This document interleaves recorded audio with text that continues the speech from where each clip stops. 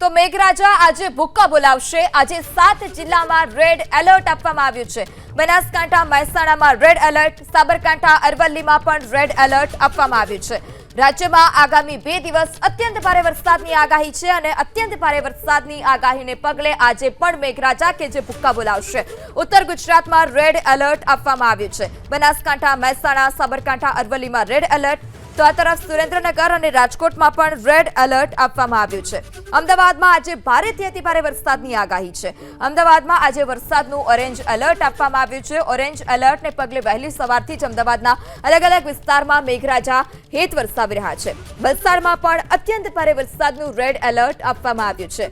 બનાસકાંઠા મહેસાણા સાબરકાંઠા અરવલ્લી સુરેન્દ્રનગર રાજકોટ અને વલસાડ કે જ્યાં વરસાદનું રેડ એલર્ટ આપવામાં આવ્યું છે, તો આ તરફ અમદાવાદ અને ગાંધીનગરમાં ભારેથી અતિભારે વરસાદની આગાહી કરવામાં આવી છે।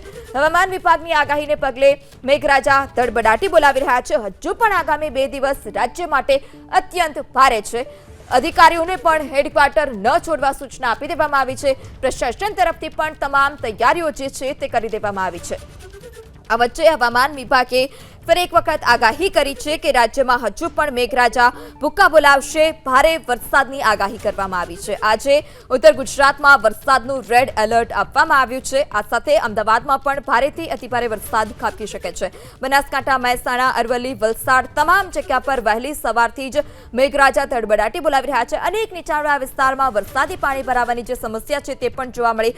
હજુ પણ આજના દિવસે રેડ એલર્ટ આપવામાં આવ્યું છે। ગાંધીનગર ખેડામાં ઓરેન્જ એલર્ટ આપવામાં આવ્યું। પાટણ મહીસાગર નવસારી દમણ દાદરાનગર હવેલીમાં ઓરેન્જ એલર્ટ આપવામાં આવ્યું છે। પોરબંદર જૂનાગઢ જામનગરમાં પણ ઓરેન્જ એલર્ટ આપવામાં આવ્યું। તો આ તરફ મોરબી અને બોટાદમાં પણ આજે ઓરેન્જ એલર્ટ આપવામાં આવ્યું છે।